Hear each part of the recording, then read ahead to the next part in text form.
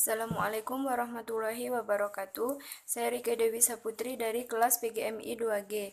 Baiklah, saya akan menjelaskan tentang pertumbuhan dan perkembangan agama dan kebudayaan Islam serta pengaruh terhadap masyarakat di Indonesia. Yang pertama, saya akan menjelaskan tentang proses masuknya Islam di Indonesia. Menurut Ahmad Mansur, terdapat 3 teori proses masuk dan berkembangnya Islam di Indonesia, yaitu teori Gujarat, teori Mekah, dan teori Persia. Ketiga teori tersebut akan menjawab tentang permasalahan waktu masuknya Islam di Indonesia dan asal negaranya. Yang pertama yaitu teori Gujarat. Teori Gujarat berpendapat bahwa Islam masuk ke Indonesia pada abad ke-13 dan pembawanya berasal dari Gujarat atau India. Yang kedua yaitu teori Mekah. Teori ini merupakan teori baru yang muncul sebagai sanggahan teori lama yaitu teori Gujarat. Teori Mekah ini berpendapat bahwa Islam masuk ke Indonesia pada abad ke-7 dan pembawanya berasal dari Arab atau Mesir. Yang ketiga yaitu teori Persia. Teori Persia ini berpendapat bahwa Islam masuk ke Indonesia pada abad ke-13 dan pembawanya berasal dari Persia atau Iran. Selanjutnya yaitu terdapat pula tumbuhnya kerajaan Islam di Indonesia, yaitu kerajaan-kerajaan tersebut adalah Kerajaan Samudra Pasai, Kerajaan Demak, Kerajaan Banten, Kerajaan Mataram, Kerajaan Gorontalo, dan Kerajaan Ternate Tidore. Selanjutnya yaitu perkembangan peradaban Islam sebelum dan sesudah kemerdekaan Indonesia. Pada yang pertama, fase sebelum kemerdekaan, terdapat 2 masa, yaitu pada masa kesultanan dan pada masa penjajahan. Yang kedua yaitu pada fase sesudah merdeka. Pada fase sesudah merdeka ini terdapat juga beberapa faktor yang mendorong perkembangan atau penyebaran Islam di Indonesia. Yang pertama yaitu Islam masa revolusi dan demokrasi liberal. Yang kedua, pembentukan Kementerian Agama. Yang ketiga, pendidikan. Yang keempat, hukum Islam. Yang kelima yaitu Majelis Ulama Indonesia. Selanjutnya yaitu perkembangan dan pertumbuhan dan perkembangan kebudayaan Islam di Indonesia. Proses masuk dan berkembangnya agama dan kebudayaan Islam di Indonesia berlangsung secara bertahap dan dilakukan secara damai. Maka dari itu Islam masuk ke Indonesia dengan tidak menimbulkan ketegangan sosial. Cara penyebaran agama dan kebudayaan Islam di Indonesia melalui berbagai saluran sebagai berikut ini. Yang pertama yaitu saluran perdagangan. Saluran ini digunakan sebagai proses islamisasi di Indonesia yang pada awalnya yaitu perdagangan. Hal ini sesuai dengan perkembangan jalur pelayaran dan perdagangan dunia yang ramai pada abad ke-7 sampai abad ke-16 antara Eropa, Timur Tengah, India, Asia Tenggara, dan Cina.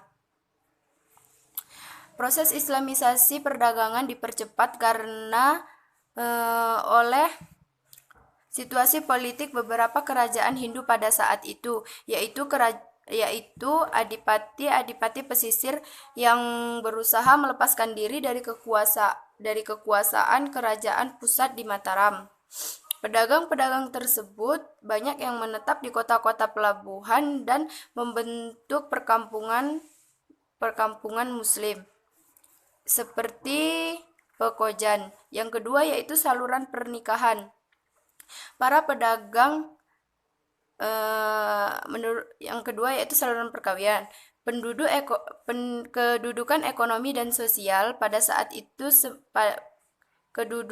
kedudukan ekonomi dan sosial para pedagang pada saat itu semakin membaik.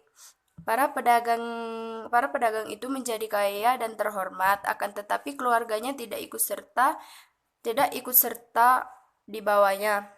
Para pedagang tersebut kemudian menikahi gadis-gadis desa tersebut dengan syarat mereka harus masuk Islam. Dengan cara itu pun tidak mengalami kesulitan. Akan lebih menguntungkan lagi apabila para saudagar tersebut menikahi gadis menikahi anak raja atau adipati. Mengapa demikian? Karena apabila raja sudah masuk Islam, maka otomatis rakyatnya akan masuk Islam juga. Contohnya yaitu perkawinan Maulana Ishak dengan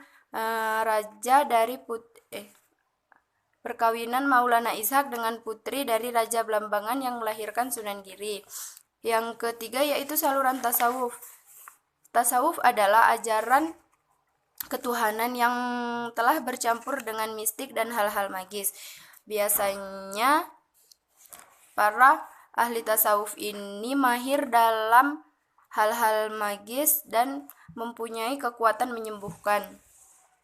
Kedatangan ahli tasawuf ke Indonesia diperkirakan pada abad ke-13, yaitu masa perkembangan dan penyebaran ilmu-ilmu tasawuf dan dari Persia dan India yang sudah beragama Islam. Yang keempat yaitu pendidikan. Lembaga pendidikan Islam yang paling tua yaitu pesantren. Murid-muridnya atau santrinya tinggal di dalam pondok atau asrama dalam jangka waktu tertentu menurut tingkatan kelasnya masing-masing. Pengajarnya adalah seorang guru agama seperti kiai atau ulama. Apabila santri tersebut telah tamat, maka ia akan pulang ke daerahnya masing-masing dan mempunyai kewajiban mengajarkan kembali ilmunya kepada masyarakat di sekitar. Dengan cara itu, Islam terus berkembang memasuki daerah-daerah terpencil. Yang kelima yaitu seni budaya. Berkembangnya agama Islam dapat melalui seni budaya seperti seni bangunan masjid, seni ukir, seni tari, seni musik, dan seni sastra. Islamisasi seni budaya juga dilakukan melalui pertunjukan wayang yang telah dipolesi unsur-unsur Islam. Menurut cerita, Sunan Kalijaga juga pandai memainkan wayang. Islamisasi melalui sastra ditempuh dengan cara menyodorkan buku-buku tasawuf, hikayat, dan babat ke dalam bahasa pergaulan atau bahasa Melayu. Yang keenam yaitu saluran dakwah.